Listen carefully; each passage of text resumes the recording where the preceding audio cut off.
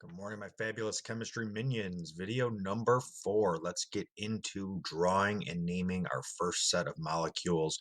We'll keep the first batch simple. So, straight chain hydrocarbons is where we're going to start. So, first of all, let's make sure we understand this word. Hydrocarbons means hydrogen and carbon. That's it. Okay. Straight chain, the carbons are going to be in a straight line. It's pretty cool. They will have the minimum number of bonds between carbons, hence they're all just single bonds. And this allows now for the maximum number of hydrogens to bond around it. Okay. Nomenclature of alkanes. You might want to watch this one time and then go backwards. So I'm going to break it all down for you so we can do it the same way every time. Okay. So here is my example. I want to name this big bad thing. And I'm just going to go through some simple steps and break it down for you, and you'll see that this isn't very complicated. Okay. First off, the prefix is what's going to tell us how many carbons. I'm going to find this prefix on table P. So let's see that. Okay, here's what table P looks like on your reference table. Okay, now I'm going to count them up. How many carbons do I have? I count 6. Well, 6 carbons is hex. So I know my answer is going to start with hex. Okay. Then the root's going to tell us the bonding. So I'm going to use table Q, and I'm going to need you to do this religiously for a little bit until this part becomes second nature. I'm going to look at literally the bonding between each carbon. I have a single bond and a single bond and a single bond and a single. It's all single bonds between the carbons. Now, it goes without saying that it's single bonds between the hydrogens because we know hydrogen can only make one bond. So we're not even worried about those guys. They can only make one bond. But carbon can make all kinds of bonds. They can make double and triple bonds. Because it's all single bonds, I look at the picture that has single bonds between the carbons and see that it's called alkanes. That means my root is going to be ane. So this bad boy, 6 carbons, hex, single bonded ane. Hexane is the answer. That's simple. Now I'm going to go through 4 examples. They might be the first 4 examples on your actual UDOs, your whatever I call it, the practice pages, sorry. It might be the first 4 examples on your practice pages too, but that's okay. I want you to go through the process, okay? And I'm going to go through the process to show you how we can use this to go forwards or backwards, and that's what makes this such a robust system. So in this first example, I give you the name, and I need you to draw the structural formula. Whatever is blank is what you got to fill in. So I see it's meth. Starting with meth, I look up on table P, meth, 1 carbon. So I know my structure is only going to have 1 carbon.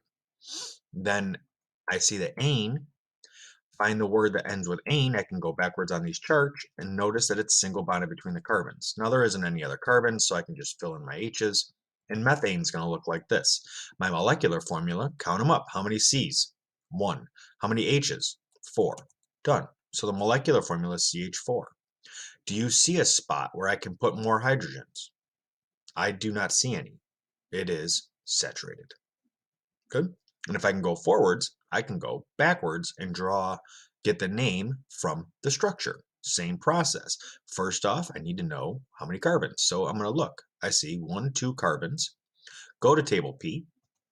Going the other way now, 2 carbons is F. So I know this name is going to start with F.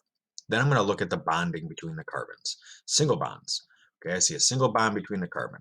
Find the picture that has a single bond. What is it called? An ane. So F with an ane. Ethane. So you see how I'm just taking the root of the alkane, taking that ending, but in this case, I'm going to call it the root. Okay. Count them up. How many carbons? I see 2. How many hydrogens? I see 2, 4, 6. So let's C2H6, and it is saturated. Okay. Now going from the name back to the structure. Start with the prop. Prop. How many carbons is that? So I find prop. I see it's 3 carbons, so I can go ahead and write 3 carbons. I draw them with their single bonds between them. I do not draw them with their, where do the hydrogens go? When I draw them, when you see me do this by hand, I'm going to draw 3 carbons with single lines and figure out from there how many other bonds before I put in the outside ones. This is just how the clip art works and the best way I could animate it for you. All right, ane, single bonded, so I'm going to leave them bonded the way they are.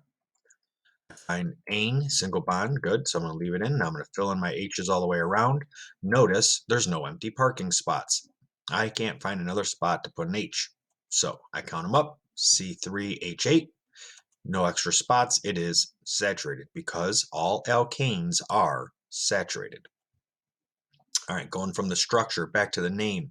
Again, count them right up. I see 1, 2, 3, 4 carbons. Go to my handy dandy reference table P. See why this is going to be so important? P is bute. So I know it's going to start with bute. Check out my bonding between my carbons. I see all single bonds between the carbons. I'm actually not looking at the two N bonds where the H's is, just between the carbons. I see all single bonds. So it's an alkane, so it's going to be butane. We've heard of butane. It's in our lighters. Okay. Molecular formula, count them up. C4, bam. H10, got 10 H's. Is it saturated? Yes, I have no empty parking spots. And with that, we got a little bit of review. So, molecular formula. How do I tell if it's an alkane by the molecular formula? This is a trick, and it's something that you need to be able to do, and we haven't talked about it formally till right now. So you see this general formula under table Q? The general formula for alkanes is CnH2n plus 2. What that N is whatever number there is on the carbon. So we already have one listed in front of us.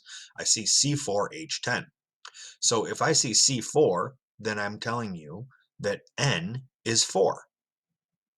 However many carbons, it's N, right? So N is now 4. Plug 4 into the H equation. I have 2 times 4, which is 8, plus 2 equals 10. If I have 10 hydrogens around 4 carbons, I am saturated because it fulfills that generic equation. And if you go back to all the ones we did CH4, we did C2H1, 2, 3, 4, 5, 6, and that would fit too. C2H6, plug in 2 for N, I got C2, plug in 2 for N, I have 2 times 2 is 4, plus 2 is 6. So this tells me if I have so many carbons, how many hydrogens do I need to be saturated? All alkanes are saturated, and we'll find that all alkanes satisfy this general equation, CnH2n plus 2.